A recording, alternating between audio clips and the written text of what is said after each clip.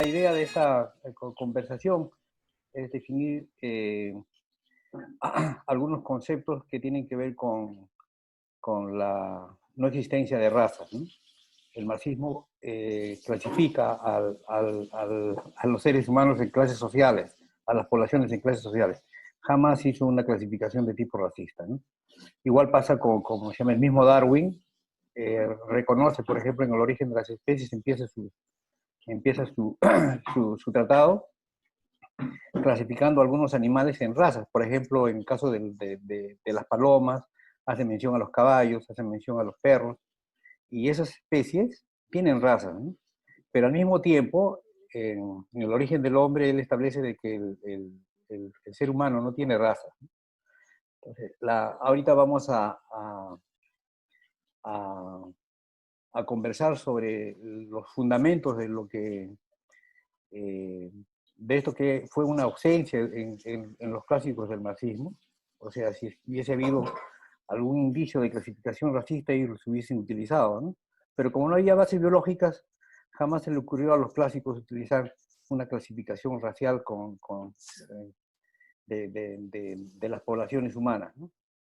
Entonces, miren, aquí les muestro un esquema bastante clásico de las células, ¿no? Con todas sus partes que seguramente todos los hemos compartido en las clases de secundaria o en la universidad. Eh, por ejemplo, vemos aquí señalado con el puntero el retículo endoplasmático rugoso con unas bolitas pequeñísimas que son los ribosomas y que se encargan principalmente de producir o sintetizar las proteínas, ¿no? Entonces, aquí en este esquema están señaladas todas las partes de la célula, pero quería concentrarme básicamente en dos, ¿no? En el núcleo y en las mitocondrias o mitocondrios, ¿no? El núcleo tiene una función bastante importante y prácticamente gobierna todas las funciones de la célula, pero desde el punto de vista genético, y que es el tema de nuestra conversación, tiene dentro de sí esta molécula que se conoce como ADN, ¿no?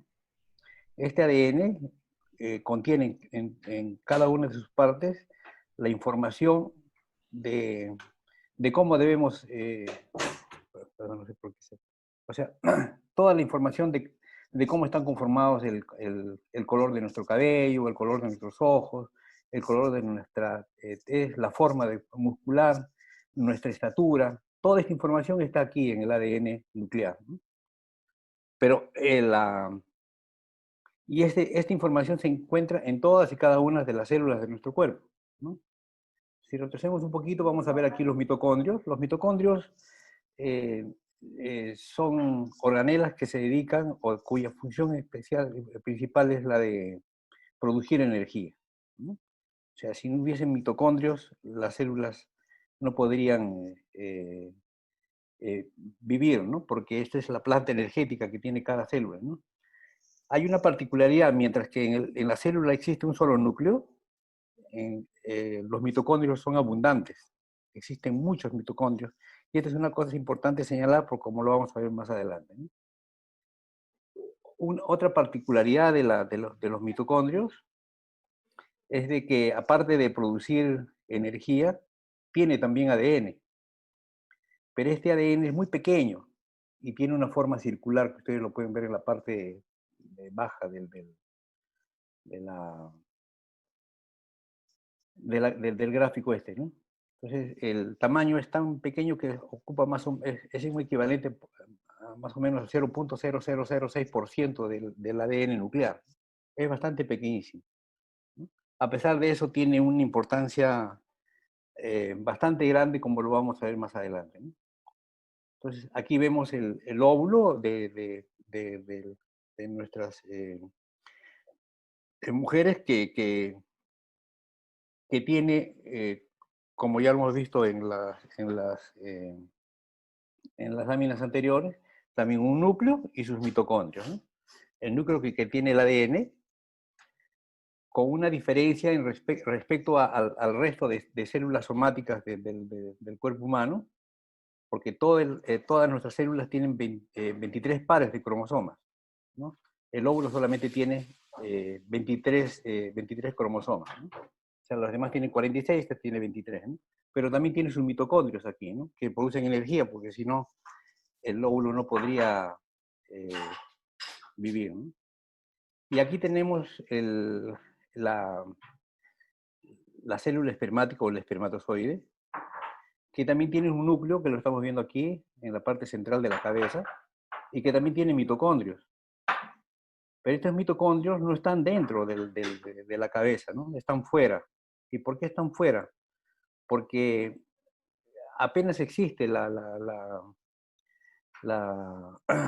la eyaculación espermática, estos espermatozoides se mueven con muchísima rapidez para darle encuentro al óvulo y fecundarlo, ¿no?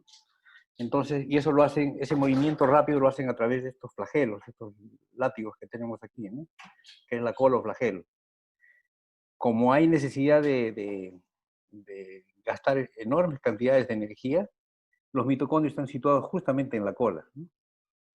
Entonces, esta es la razón por la que no forma parte de la cabeza, ¿no? Yo recuerdo cuando estaba en secundaria, nos decían de que era un solo óvulo el que llegaba que un solo espermatozoide el que llegaba al óvulo, y no llegan cientos, miles de espermatozoides llegan juntos a ocupar la parte superficial del óvulo, ¿no? Sin embargo, solamente uno es el que ingresa. Pero aquí ocurre algo que es muy interesante, ¿no? O sea, solamente ingresa a la cabeza,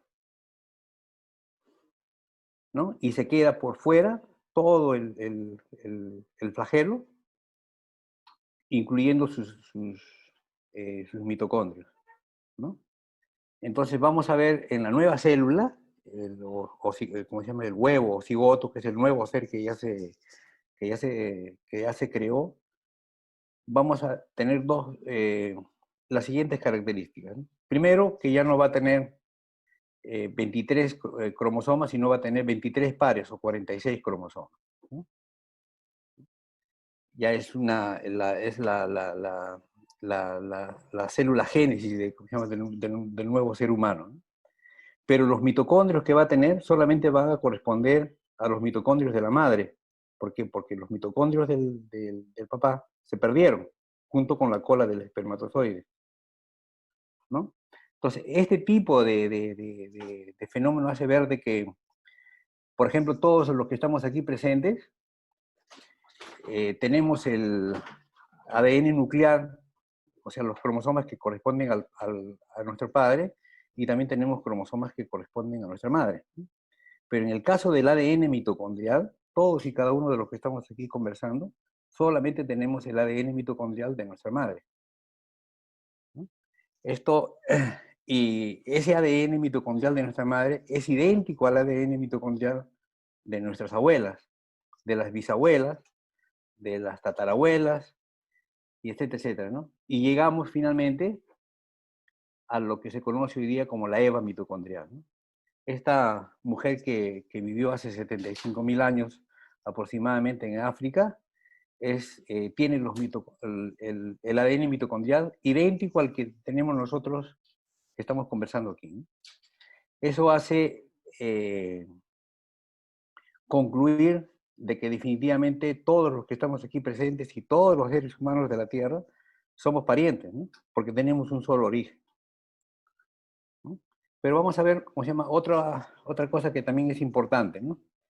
Les decía yo que el, el ADN nuclear está conformado por 46 cromosomas, ¿no? De los cuales 22 son pares idénticos. Miren, lo vamos a ver acá, por ejemplo, el par 1, los cromosomas son iguales, ¿no? Son idénticos, y en el caso de las mujeres también, o sea, porque tenemos aquí al final de la gráfica los cromosomas sexuales, ¿no? En el caso de las mujeres, los cromosomas sexuales son X y también X. En el caso de los varones, tenemos el cromosoma X y el cromosoma Y. Estos cromosomas no se pueden mezclar porque son completamente diferentes. ¿Eso qué significa? De que el ADN del cromosoma Y de cada uno de nosotros que somos varones es idéntico al ADN del cromosoma Y del papá. Y también es idéntico al cromosoma Y del abuelo, del bisabuelo, y etc. ¿no? Entonces, si nosotros hacemos el seguimiento, vamos a encontrar el Adán cromosómico, ¿no? También es un hombre que vivió hace 70, 75 mil años en África, ¿no? Y que luego migró para poblar todita la Tierra, ¿no? Entonces, vemos pues que a través del ADN del ADN del cromosoma y también del ADN del mitocondrial, se llega a la simple conclusión de que todos somos parientes, ¿no? Vamos a ver, esta es la ruta migratoria iniciada hace 70, 75 mil años.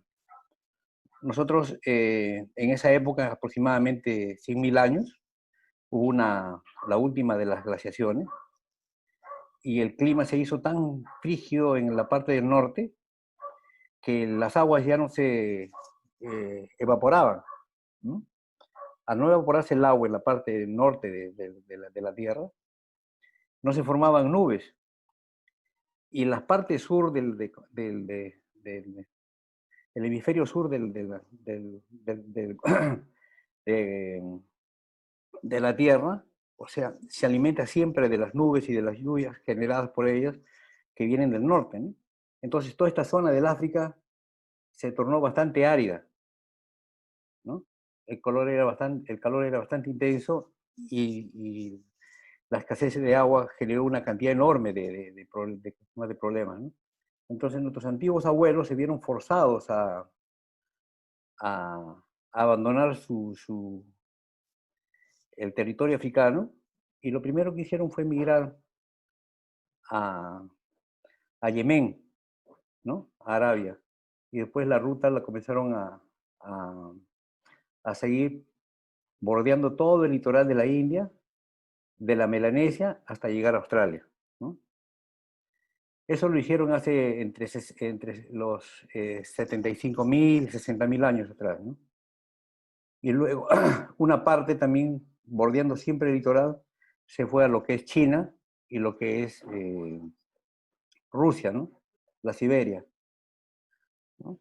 Y luego de ese tipo de migración, una parte se fue perdón, el puntero, una parte migró a través del estrecho de Bering y, y los seres humanos comenzaron a poblar todo lo que es Alaska, Norteamérica, Centroamérica, y llegar hasta el final de Chile, ¿no? Esta es una de las razones por que eh, las edades más antiguas que se pueden encontrar, por ejemplo, en Sudamérica son entre 10.000 y 12.000 años, ¿no? Porque es el tiempo que demoró en migrar el ser humano desde el África a través de Asia, Norteamérica y etcétera, ¿no? Entonces, Europa se pobló muchísimo después, ¿no? Europa se pobló muchísimo después y tuvo dos tipos de vertientes, ¿no? De aquí de la parte norte de Rusia y China, o Asia en general, incluye Mongolia, regresaron algunos migrantes y comenzaron a poblar Europa, ¿no? Pero hace 40.000 años aproximadamente, esta parte que une Asia con Europa se tornó mucho más amigable para las migraciones. Y es por eso de que el hombre llega a Europa hace aproximadamente 40.000 años, ¿no? Ahí es cuando se encuentran con los neandertales, ¿no? Entonces, miren, esta es una mancha mongólica. Yo no sé si alguna vez ustedes lo habrán conversado de manera familiar. Yo nací y crecí en la sierra y era muy corriente que a los chiquitos cuando eran, sí, pues a los niños cuando muy pequeños le decían, oye, culo verde, ¿no? Porque tenemos una mancha, lo que se conoce como la mancha mongólica, ¿no? Esta es una mancha muy característica en las poblaciones de Mongolia, ¿no? Y esta es una señal de que nosotros venimos de allí. Entonces, esta es una manchita que desaparece aproximadamente a los 4 o 5 años de edad, ¿no? Pero seguramente, no sé, pregunten ustedes a sus familiares si alguno de ustedes ha evidenciado eso en, en los niños de su familia, ¿no? Entonces, fíjense, lo que quería comentarles es de que si bien es cierto de que entonces todos tenemos un solo origen, ¿a qué se debe de que seamos tan diferentes? ¿Y a qué se debe también de que en alguna oportunidad mucha gente pensó de que existían razas que eran completamente distintas, inclusive unas superiores a las otras, ¿no? Entonces vemos, por ejemplo, aquí, esta es una típica nariz de los pobladores africanos. Fíjense, las fosas nasales son bastante anchas.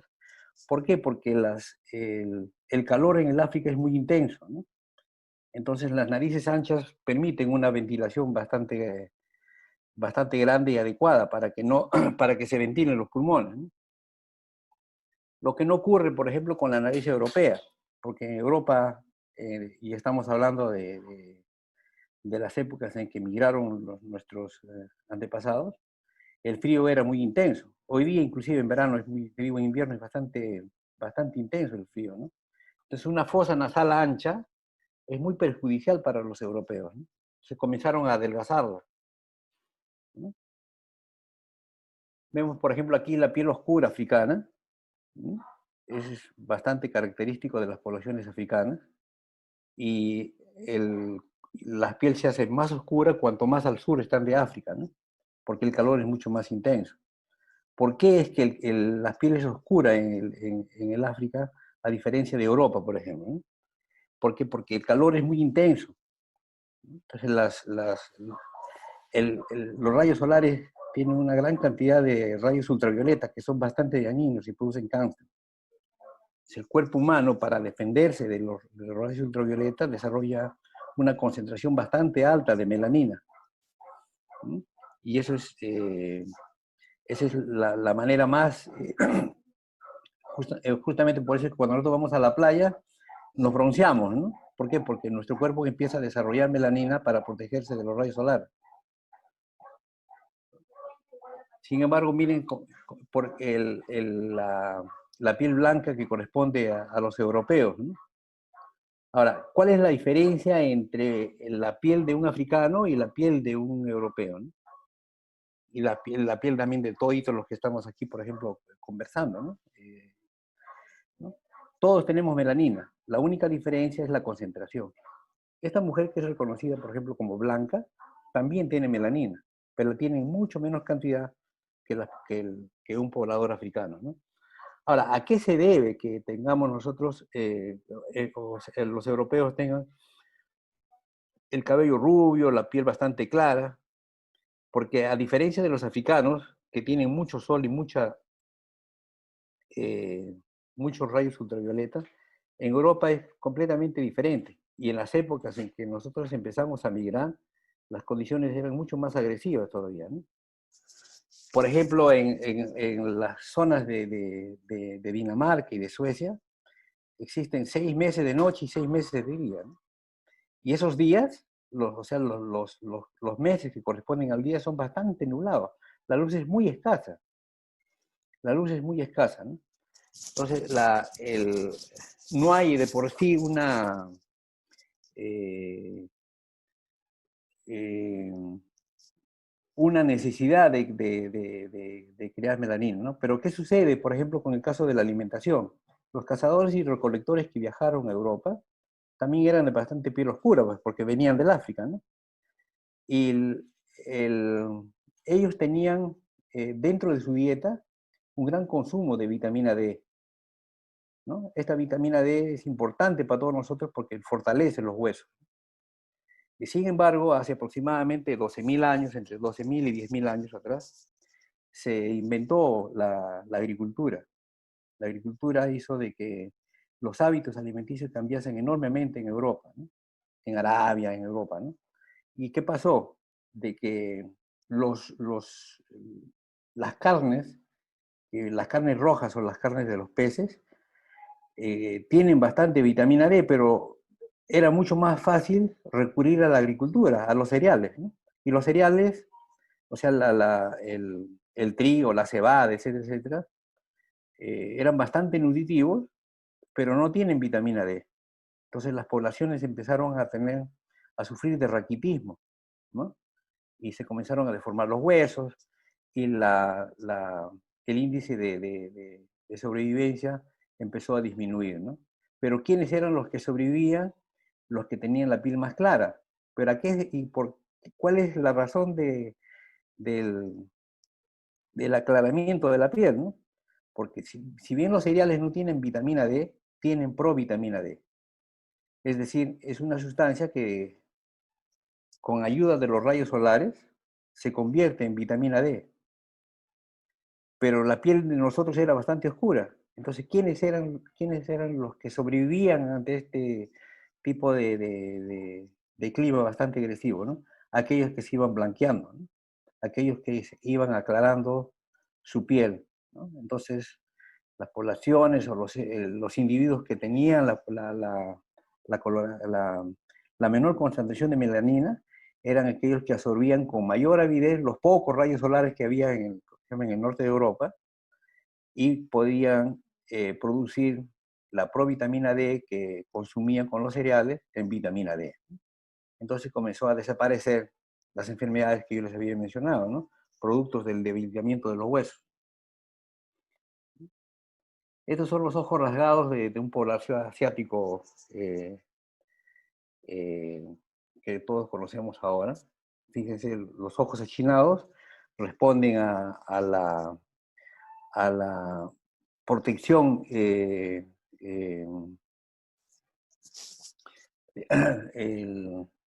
de los ojos ante la agresividad de los rayos solares que se reflejan en las nieves, ¿no? Y estos párpados abultados justamente también corresponden a una mayor concentración de grasa en los ojos para que no se congelen los párpados, ¿no? Aquí vemos, por ejemplo, la baja estatura de los pigmeos, ¿no? Que mucha gente puede decir, bueno, es una raza distinta, y simplemente son mecanismos de adaptación, ¿no? Los pigmeos, y eso es hasta ahora, se resisten a occidentalizar su cultura, ¿no? Y ellos viven hasta ahora como cazadores y recolectores. No se han occidentalizado para nada, ¿no? Pero su hábitat, a diferencia de los que emigraron hace miles de años para volar toda la Tierra, ellos se internaron en los bosques.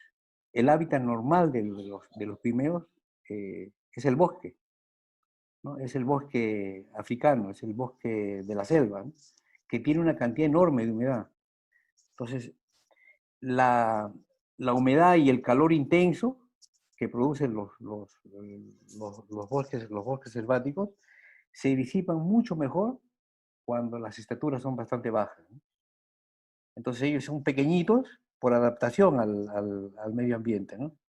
Seguramente que en muchas generaciones para adelante, si ellos decidieran salir a hacer una vida que nosotros conocemos como la vida occidental, seguramente cambiarían definitivamente su estatura, ¿no? Y crecerían más, ¿no? Este es un ejercicio, yo esperaba de que esté el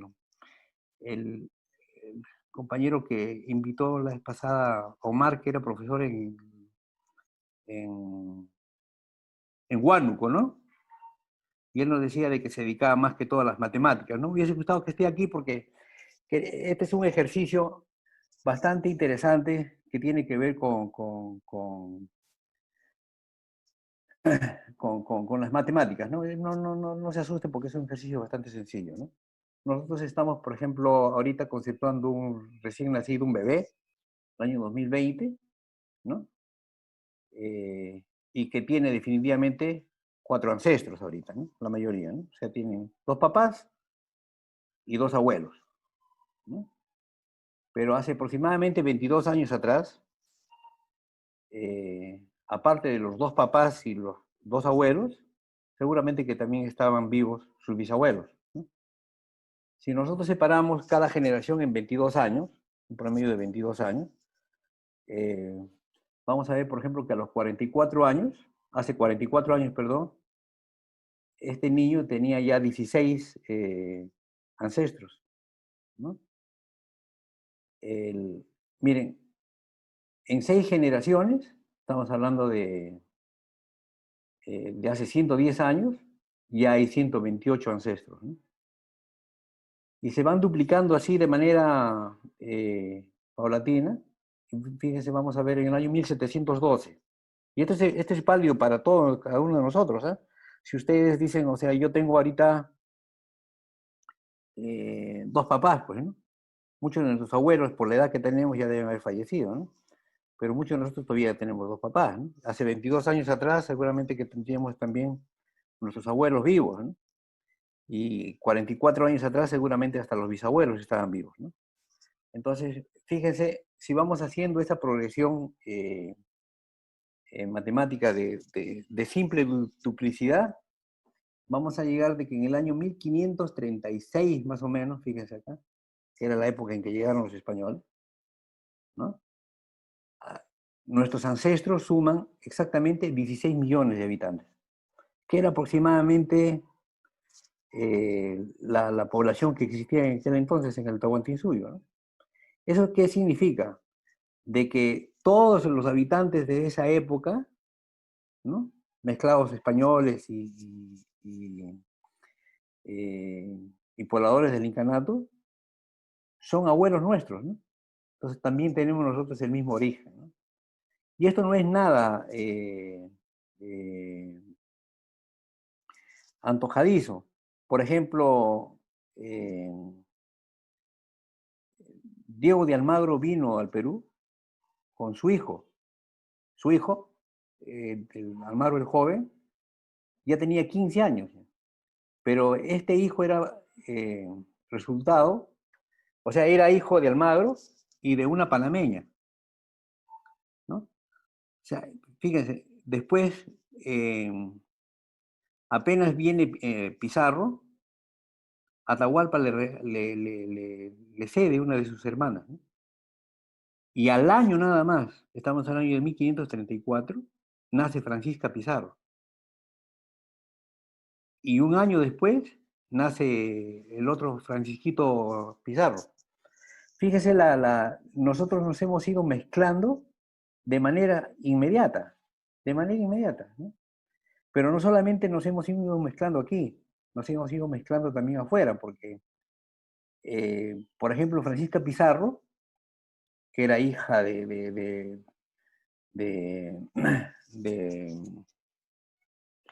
de una mujer inca y ¿cómo se llama?, del español Francisco Pizarro, fue enviada a España a los 18 años y tuvo descendencia también allá en España, ¿no? Hoy día ustedes, hace poco, eso después lo podemos conversar un poquito más adelante, de, de manera fraterna, entrevistaron hace aproximadamente 2 o 3 años a los descendientes de Francisco Pizarro, todos europeos, ¿no? Pero todos eran descendientes de Francisca Pizarro, ¿no? O sea, eran descendientes de la familia de Atahualpa, ¿no? Entonces, el, y si nosotros hacemos y seguimos avanzando en generaciones, fíjese, en 33 generaciones, no, en 32 generaciones tendríamos aproximadamente 8.000 millones de ancestros, es decir, toda la población de la Tierra que existe ahora, ¿no? Bueno, muchos dirán, pero bueno, ahorita, nunca, en esa época nunca ha habido pues 8.000 millones de habitantes, ¿no? Pero es que ha habido pues lo que conversamos la vez pasada en la exposición de Rubén, la, las familias promiscuas, ¿no? Donde se cruzaban, donde tenían relaciones sexuales y había generaciones que partían de relaciones entre padres e hijos, ¿no? Luego se prohibió, ¿no? Pasaron después a tener las relaciones entre hermanos, ¿no? Esto después eso se prohibió, ¿no? Entonces la endogamia ha sido una práctica de muchísimos años, ¿no? Y todavía se sigue produciendo de una manera distinta, por supuesto, pero se producen, por ejemplo, eh, Martha Hildebrand con César Hildebrand, son, eh, son hijos de dos hermanas, ¿no? Y del mismo padre, ¿no? O sea, y ellos pues no tienen este tipo de linealidad como tenemos nosotros, eh, dos abuelos, cuatro, así, dos padres, cuatro abuelos. O sea, definitivamente tienen dos padres, ¿no? Pero tiene un padre común, fíjate. Y tienen también abuelos comunes, tienen ellos, ¿no? En la primera y la segunda generación, nada más. Entonces, esto esto explica pues por qué es que las poblaciones al inicio no eran tan abundantes como las que son ahora, ¿no? La, yo les quería mostrar algunas eh, cositas interesantes. El grupo en el que estamos conversando se llama Bicentenario y tiene que ver con el Bicentenario de la Independencia, ¿no? Digamos, como una persona tan importante para la independencia que era Hipólito Unanue, eh, como producto también de su época, ¿no? Era tremendamente racista, ¿no? Entonces, fíjese las clasificaciones que hace Hipólito Unanue, ¿no? Aquí, ¿no? Dice varón con mujer, si es europeo, varón, mujer, europeo, los hijos son criollos. ¿Qué color tiene? Blanco, ¿no? Veamos aquí, por ejemplo, blanco, varón, mujer, mestizo, sale criollo. ¿Qué color? Blanco. Si sale blanco con negro, es el mulato. ¿Y cuál es el color? ¿O cuál es la mezcla? Negro con blanco, ¿no? Y así hace ese tipo de clasificaciones. Pero veamos, por ejemplo, en la parte final, cuando ya comienza a describir cada clasificación que hace él, ¿no? Dice, el negro criollo en disposiciones de cuerpo y alma y también en vicios, aventaja a sus padres nacidos en África. Los salta para atrás o los salta atrás, no, ni tienen la robustez africana ni el talento español, ni la imaginación indiana, pero heredan las malas inclinaciones de los padres. O sea, fíjese, o sea, no solamente hacen una clasificación racista de la población, sino que le endilgan de manera biológica todos los comportamientos, ¿no? O sea, uno es malo porque es negro, ¿no? Uno es envidioso o terco porque es indio, ¿no? Este es una, no sé si ustedes recuerdan o ubican a Clemente Palma, el tipejo este que alguna vez eh, se atrevió a decir de que los poemas de César Vallejo eran un mamarracho, ¿no? ¿No? Miren lo que dice a Clemente Palma, ¿no? A medida que la civilización vaya internándose en la sierra y las montañas, el elemento indígena puro irá desapareciendo, tal como sucede en los Estados Unidos con los pieles rojas. El empuje lento de la civilización irá exterminando poco a poco esta raza infeliz, inepta e incapaz del desarrollo de mentalidad y voluntad propios de las verdaderas naciones. La raza negra, por ser una raza inferior, irá también desapareciendo. Hoy mismo se observa cuánto ha decrecido con el cruzamiento principalmente en los centros más populosos y civilizados del Perú. La raza china, cuya acción es pequeñísima en la sociabilidad de nuestra raza, también está llamada a desaparecer, por inadaptación o por expulsión gubernativa, cuando hay el convencimiento de los perniciosos efectos que esta raza degenerada, viciosa y sucia puedan ocasionar en la vida de nuestro pueblo.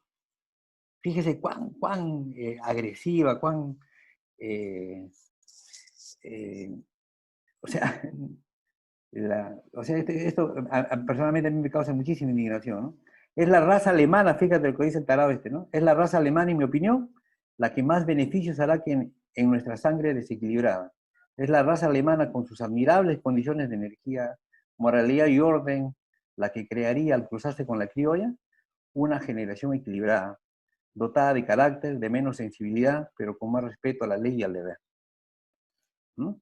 Este es Clemente Palma, hijo de Ricardo Palma, pero como conversamos una vez con Rubén, yo le preguntaba si sabía pues, cuál era el fenotipo de, de Ricardo Palma. Ricardo Palma tenía un padre apurimeño y la madre era de ascendencia africana, ¿no? Que si nosotros recurrimos a la clasificación que hacía Hipólito Unanue, era una cuarterona. Entonces, fíjense lo absurdo que viene a ser la clasificación racista, ¿no? Y si nosotros hacemos un poco de introspección de nuestros ancestros, estamos definitivamente pues totalmente cruzados, ¿no? O sea, no existe una clasificación racista en el ser humano, ¿no? Es una de las razones por las que se dice que no hay, justamente porque no hay la discontinuidad. Por ejemplo, si ustedes, nace un perrito, ¿no? Y lo queremos clasificar, buscamos si existe un Rottweiler, si existe un pequinés, si existe una... Y los clasificamos ahí, ¿no? ¿Por qué? Porque las razas están completamente definidas. En el ser humano no existe una clasificación definida, ¿no? O sea, las diferencias que existen es de manera continua y no es una clasificación discontinua como se exige dentro de la biología para decir de que las razas son tales, ¿no? Y yo aquí les quiero señalar un par de citas ¿cómo se llama? De José Carlos Mariátegui, y que no lo hacen a él racista, pero para que vean cómo es que, fíjese, el gran Amauta tiene deslices como este, ¿no? Dice, el chino parece haber inoculado en su descendencia el fatalismo, la apatía, que corresponden a las taras del oriente decrépito, ¿no? La, el aporte del negro, dice, y esto está en 7 ensayos, el aporte del negro venido como esclavo casi como mercadería, aparece más nulo y negativo aún.